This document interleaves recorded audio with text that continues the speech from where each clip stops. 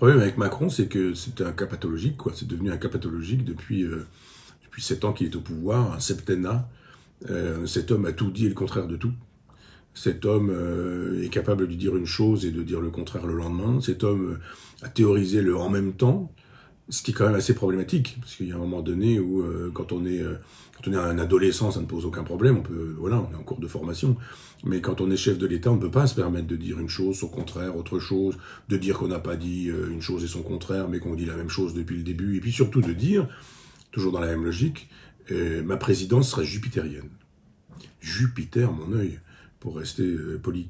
Mais Jupiter, c'est quelqu'un qui ne se manifeste pas tout le temps, se manifeste rarement, compte et pèse sa parole, et fait de telle sorte à chaque fois qu'il s'exprime que ces mots soient vraiment entendus, soient lourds, soient pesants. On se dit, Jupiter s'étant exprimé, ça va être suivi des faits, et puis ça va être extrêmement cohérent, conséquent, etc. Bon, le président de la République nous dit, je ne veux pas d'une présidence bavarde, il n'y a pas eu une présidence plus bavarde que la sienne. Je veux une présidence jupitérienne, il n'y a pas eu moins jupitérien que lui, c'est minable, c'est un petit garçon qui veut parler, il verbigère, il y a de l'onanisme chez lui, c'est une espèce de jouissance à parler. Il s'écoute, il se plaît, il parle à son miroir, cet homme, il ne parle pas au français, il parle à son miroir. Et quand il intervient à la télévision en disant « Vous êtes là, devant moi, assis, hein, vous êtes assis, vous n'êtes pas debout », je dis « Mais qu'est-ce qu'il est en train de nous raconter? Qu'est-ce que c'est que cette bêtise ?» Vous n'excluez pas qu'à la fin de cette émission, vous puissiez vous lever. Mais qu'est-ce qu'il veut nous raconter, quoi? Commence comme ça. C'est-à-dire, il y a les journalistes qui sont là pour lui passer les plats, ils ont été choisis pour ça.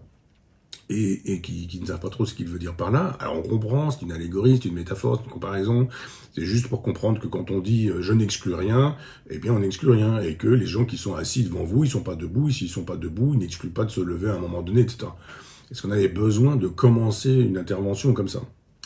Enfin bon, c'est tout le style du personnage, il fait le kéké, il fait le malin, il donne l'impression d'être finot, c'est pas fin du tout, c'est extrêmement lourd. Et finalement, il y a une ligne très simple à lire dans ce qu'il nous raconte. Parce que je dis qu'il dit tout et le contraire de tout, mais qu'il fait toujours la même chose. C'est-à-dire, il détruit la France pour construire l'Europe. Ça, c'est une constance. Depuis le début. Il a tout dit et le contraire de tout. Il y a une culture française, il n'y a pas de culture française. Poutine est sympathique, il ne faut pas le blesser. Poutine est un dangereux dictateur, etc., etc. Surtout, ça marche comme ça. Madame Le Pen, arc républicain, pas arc républicain, enfin tout. Et là, on se dit, faut comprendre ce qu'il dit quand même à un moment donné, il faut décoder. Il dit, si Poutine devait gagner, ça poserait un problème pour notre sécurité. Et on dit, ah bon, tiens, très bien. C'est quoi, les chars russes à Paris? C'est l'Assemblée nationale renversée par la troupe venue de Moscou? Le Kremlin qui piloterait la politique à Paris, comme les communistes auraient souhaité pendant le pacte germano-soviétique. Est-ce que c'est ça la crainte? Bah, bien sûr que non. Alors qu'est-ce qu'il a voulu dire? Il a juste voulu dire que la France, ça n'existait pas, et que c'était l'Europe qui existait. Oui, c'est vrai que ce que fait Poutine redessine l'Europe, ça c'est sûr. Qu'il a l'intention de ne pas laisser les européistes dessiner l'Europe en disant « j'en suis, nous en sommes ». Et il n'est pas question qu'avec les Américains, vous puissiez dessiner la carte de l'Europe sans que moi j'ai mon mot à dire dans cette aventure. C'est ça l'enjeu. Et Macron nous dit l'enjeu de l'Europe est problématique avec la victoire, ou serait problématique avec la victoire de Poutine. Il a raison.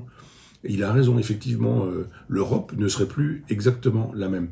Mais si l'Europe n'est pas la même, ça ne change rien à la France. Et lui nous dit, bah si, parce qu'effectivement, la France, ça n'existe plus. La France, c'est rien. La France, c'est une sous-province. C'est une espèce de sous-préfecture. Et cette sous-préfecture qu'est la France, effectivement, elle verrait des changements parce qu'effectivement, l'Europe ne serait plus la même. La sécurité de l'Europe ne serait plus la même. Alors, je veux bien qu'il se passe des choses dans les républiques, en Estonie, Lituanie, en Moldavie, en Transnistrie. Je veux bien que le destin de Brest ce soit aujourd'hui dans les paysages de la Transnistrie. Je veux bien qu'on puisse nous l'expliquer. Mais enfin, sauf à croire qu'effectivement, la France n'est plus rien et que seule l'Europe importe. On a compris. Ce monsieur prend date sur l'Europe. Je pense qu'il sait que c'est fini pour lui. La France est un président sortant dans quelques années, 3 années. Et que ce serait bien qu'il prenne le leader de l'Europe, et qu'il a derrière la tête probablement quelque chose, je sais pas quoi, mais pendant les 3 années qui suivent, il va absolument vouloir forcer l'Europe en disant « l'Europe c'est moi ». Et maintenant, il va falloir piloter l'Europe, et si vous voulez quelqu'un pour piloter l'Europe, c'est moi. Et donc, Olaf Scholz, etc., tous ces gens-là, on les méprise souverainement. Il s'agit juste d'utiliser le monde à des fins personnelles. C'est ça, le logiciel d'Emmanuel Macron. C'est « je veux être président de la République, j'utiliserai tout. Je veux être éventuellement président d'une Europe qui deviendrait une autre Europe, et on pourrait utiliser l'Ukraine pour ça, la guerre contre l'Ukraine. Et il va le faire, et il va tout utiliser.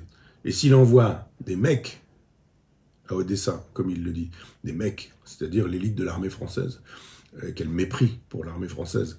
C'est juste parce qu'il veut absolument se servir aussi de l'armée française pour dire « mais mon avenir, ça passe par l'Europe ». Vous direz pas, parce que peut-être celle-ci ne sait-il pas encore, mais son projet, c'est effectivement, après avoir été le président de la République française et d'avoir détruit la France en disant « je vous détruis la France pour vous offrir ça, c'est le cadeau de noces pour l'Europe », et bien là, on se sert de l'Ukraine pour dire cadeau de noces aussi. Par la suite, il vous faudra une Europe qui puisse être pilotée. Il faut un numéro de téléphone à l'Europe. Il faut qu'on puisse dire c'est qui l'Europe. Et il veut être cet homme, assez probablement. Il ne nous en parle pas, mais on imagine mal qu'il puisse, après avoir été 2 fois président de la République en France, partir en vacances tranquillement avec Brigitte et aller faire du jet ski sous les tropiques. Je pense qu'il aura je ne sais combien, je sais pas, une 50aine d'années. Il a sûrement pas envie d'avoir un poste en dessous. C'est pas Giscard d'Estaing qui, après avoir été président de la République, redevient conseiller général. Ou Hollande. C'est quelqu'un qui veut viser la marche au-dessus, et il instrumentalise la Russie, la guerre en Ukraine, et il instrumentalisera tout. Il instrumentalise Marine Le Pen, il instrumentalise le peuple français, il instrumentalise les journalistes, les médias, il instrumentalise tout, il n'a qu'une seule obsession. Ce type est un vandale, c'est un barbare. Il a juste envie de tracer sa route. En ce sens, il est assez mitterrandien. Je pense que Mitterrand a jeté le socialisme aux orties, a détruit la gauche comme on le sait. Et lui, il est prêt à tout aussi, détruire la France, il n'y a aucun problème, il veut bien détruire la France, si son ego s'en trouve épanoui. Nous sommes gouvernés par un personnage qui a des problèmes de nature psychiatrique. J'allais dire, oui, psychiatrique, disons-le comme ça.